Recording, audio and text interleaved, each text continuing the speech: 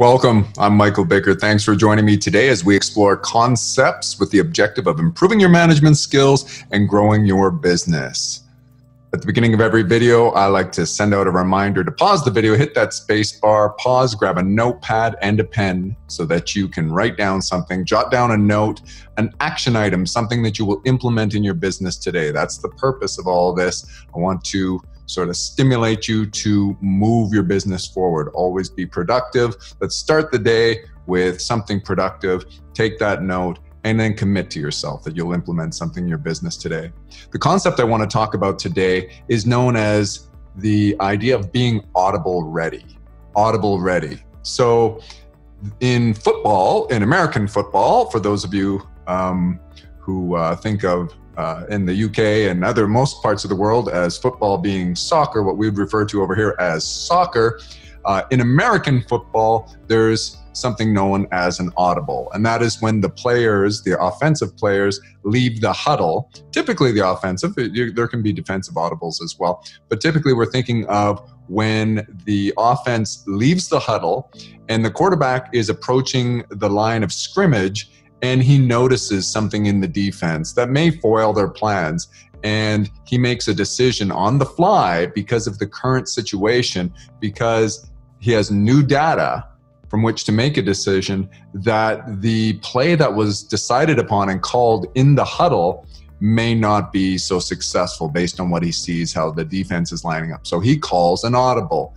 He shouts out some code and some numbers that communicate to the team that they're going to run a different play. It could be a modification of the play they called in the huddle, or it could be an entirely new play. They practice for this. And the team understands that. The team understands when the quarterback changes the play at the last second, literally within a few seconds of the snap of the ball and the play unfolding, the quarterback is changing everything from what they decided upon in the huddle. The team understands there's a reason for that. He sees something. That's part of his role on the team to identify a change that, and as a leader of the team, he needs to make a change to adapt to what's going on, to the current circumstances, to the new information. Within your business, you need a team, you need a culture that is Audible-ready. And so as a leader of that team, management in your organization needs to create a culture where the team understands what it is to be Audible-ready. And so this video should be directed toward both leaders in your team, management, yourself, as well as the rest of the team. Use this video forward to the rest of the team so they can understand the idea of being Audible-ready. So let's get back to communication and the ideal situation. If we use the football analogy, of course, the ideal situation isn't to call plays on the fly constantly, what they call the hurry-up offense. Of course, Peyton Manning was famous for being able to confuse the defense because he rushed things, and it was very effective for him. But most cases and most players and most organizations, leaders do far better in making decisions with time. And so in your organization, let's think about how we communicate and how we make decisions. It's typically the best case scenario is involving, decentralizing the decision-making process, involving all of the team, all of the stakeholders who have a vested interest, and considering their feedback and devising a strategy for improvement based on that feedback. Now, the concept of the various sort of levels of influence was presented to me a long time ago, and the lowest level of influence that a leader can have is one of coercion, intimidation, trying to influence or persuade or motivate the team out of fear of loss, risk aversion, sort of that idea that pulling rank, you'll do this because I'm the boss and I said so. That's the lowest form of influence, and you don't really want to revert to that very often. And as we'll hear later, it may be necessary from time to time. Moving up sort of on the level, on the ladder of, or the tiers for more positive and better, more emotionally mature forms of influence would be reward-based influence. So, you know, we've talked about before how everyone is always asking, what's in it for me? People need to understand that people are motivated out of self-interest. And so if you can do a good job of communicating what the objective is and aligning the objectives of your team and the incentives of yourself and your team, then you can probably influence people that way, where they're going to get some kind of reward, whether it's, financial remuneration or a pat on the back, some other kind of benefit by the accomplishment of the objective. And so that's a higher form of influence. And then moving up to the top of the, let's say the pyramid, or the top rung on the ladder, the top tier of influence is where you have buy-in. As a leader, you've communicated a vision and people buy into the cause. They actually want to accomplish the objective because they feel good about it. They believe in it.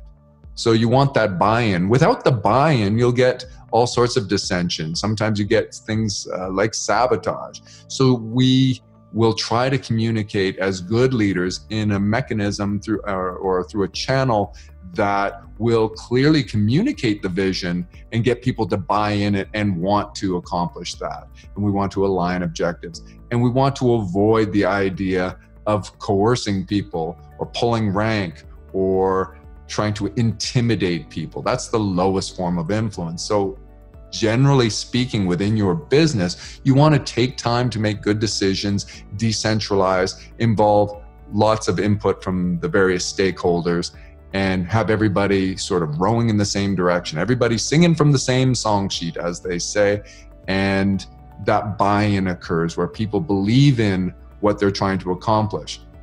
Now, what happens though in a rapidly changing market, and your business operates in a rapidly changing world, is you'll get new information. And so you may have taken great lengths to communicate to the team a particular vision and a particular strategy designed to accomplish objectives.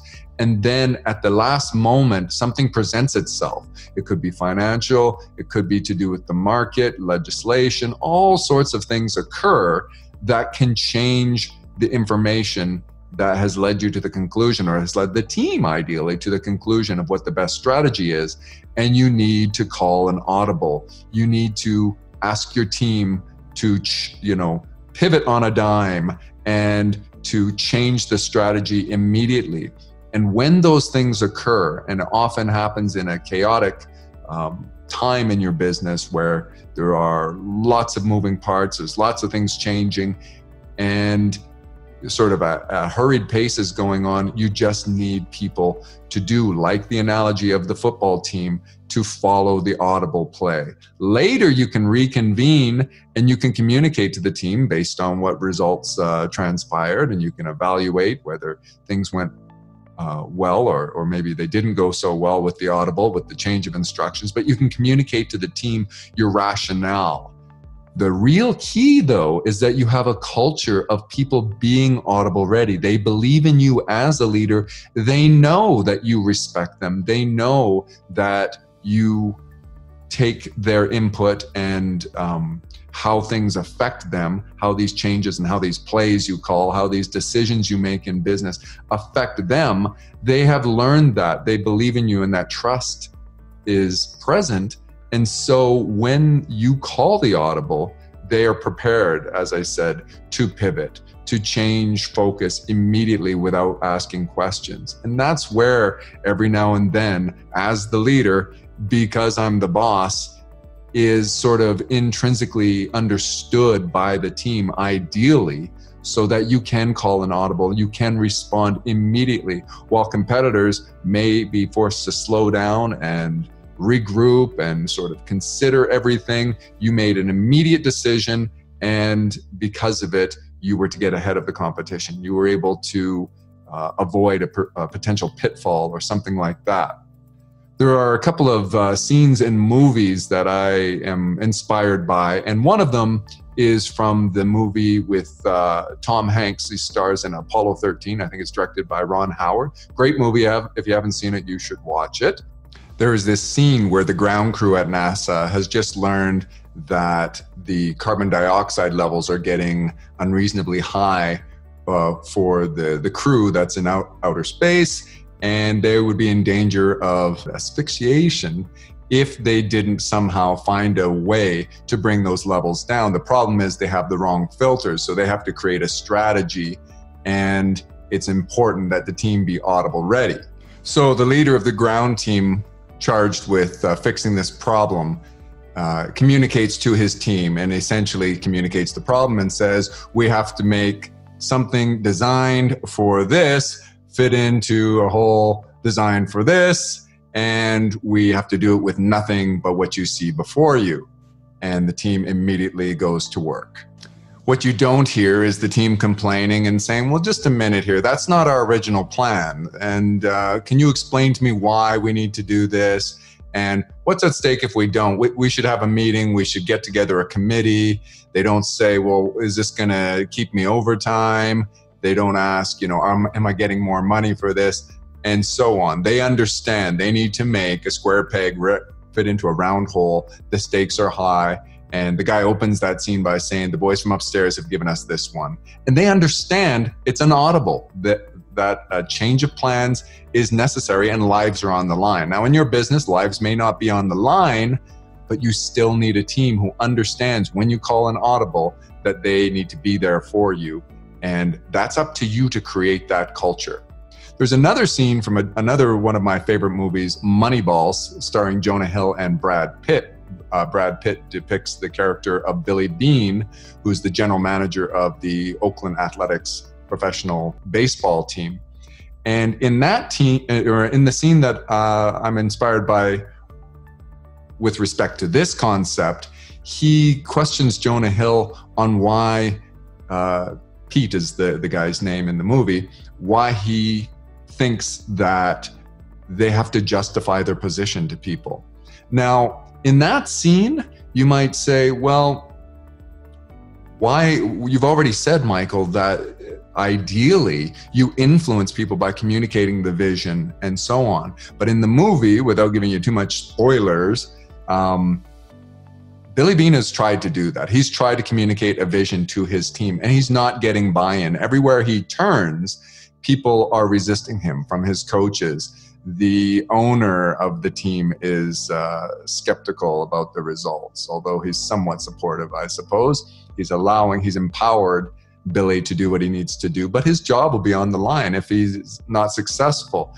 The players don't seem to be buying in. His scouts are not buying in. The rest of the coaching and management team is suspicious of what he's doing, and he's changing everything. And of course, there's dissension among the various people. Now, the one person in this scene, Peter, that he relies on, is on his side, and he believes in it with him, but he's questioning when Billy's making a decision that is going to lead to the results that he expects based on a decision they've made, because it's sort of coming across as a rash decision, and it's coming across in this scene as something that is very risky and could really bring down the house. So it's not at odds with the ideal form of communication. In fact, what he has is new pieces of information, and he needs to have a team that's Audible ready. He needs Pete, in this case, to be Audible ready and there to support him and understand what he's trying to do. I do. It's a problem you think we need to explain ourselves. Don't. To anyone. So when you're leading a team and you're managing a business and you're committed to a particular strategy and the accomplishment of particular objectives, have the courage to make those audible decisions. Have the courage to make the change, and don't feel the need to justify. That's the whole concept of having a culture that's Audible ready. Of course, ideally, during good times, during times where things aren't too chaotic, you will take the time and visit that video that I have about how to make good decisions. You'll take time to make the decisions, but you're not concerned with popularity. And it is incumbent upon you to make difficult decisions, oftentimes at the last moment, because new information has presented itself and you have to act fast. You have to be ready to pivot. And you want to have a team that is there for you and has your back. It's very frustrating for management and business owners when they ask something of their team and they get all sorts of pushback. And it's like, guys, I just need you to have my back on this one. Trust me. But if you're coming up against that, that's a symptom of a problem in your business. You probably have a lack of trust. And it's likely because of all the other decision making. Perhaps you've acted in a way that seems to communicate to your team that you believe you're the smartest in the group and you will dictate to everyone all the time. You may very well be the smartest in the group. That is beside the point. You should not dictate decisions as a matter of doing business day to day. We've talked about this in other videos where you want to spend the time to align objectives and to decentralize by getting the input from the other stakeholders and showing them the respect of being able to weigh in on decisions that are going to affect the business and their lives. However, occasionally it's necessary to call that audible. That's what today is all about. Take the time. This may seem like something that's scarce or rears its head only very sporadically in your business, but I'm telling you, when you're in business and management long enough, you will have times that you wish your team was Audible-Ready. So share this concept and let them know. That's why I created this video, so you'd have a simple way to let your people know and then periodically check back with this. But remember, you have to lay the foundation of trust by making good decisions involving all the stakeholders ordinarily. You want to allow people to affect their own day-to-day and implement changes that are going to be good for everyone. But when you as a business owner who has the most at risk and you as a manager who are the most accountable in these situations have to be able to call audibles and need a team that's Audible-ready. So that's where we're going to leave it today. I hope you got something out of this. Please leave something in the comments that we can all learn from. Perpetual refinement.